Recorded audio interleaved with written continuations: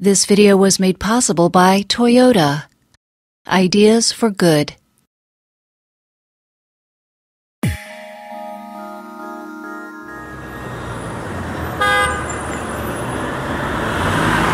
you later, gotta work right now. Hey, if you use one of these, or one of these, or the electronics in any of those, well, it's only because 64 years ago, 3 guys out in Jersey invented this.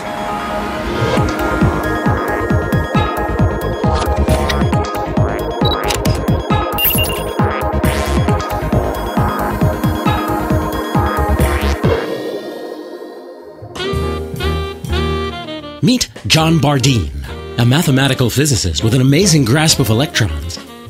Walter Bratton, a radio engineer who knew more about the atomic structure of solids than just about anyone.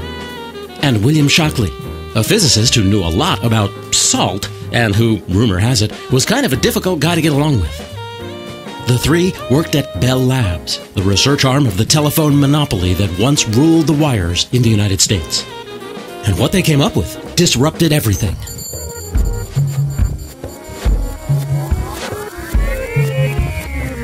They called their invention a point-contact 3-electrode semiconductive amplifier. But the world came to know it as a transistor. Trans, as in transmitter or transfer, and sistor, as in resistor. This innovation would win them the 1956 Nobel Prize in Physics.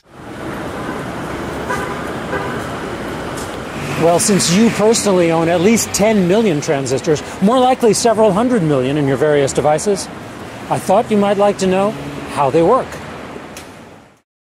A transistor is kind of like a remotely controlled valve on a garden hose.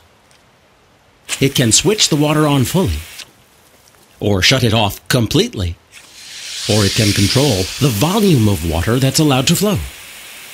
Now replace the water in your mind with electricity as we dive into the 3 parts of every transistor: collector, emitter, and base. The collector is the supply of electricity, like water under pressure. The emitter is the output, like the nozzle of our garden hose. And the base controls the flow, like the valve mechanism. By changing the amount of control current from the base by a little, you can change the amount of juice flowing from the emitter by a whole lot. So a transistor can be an amplifier.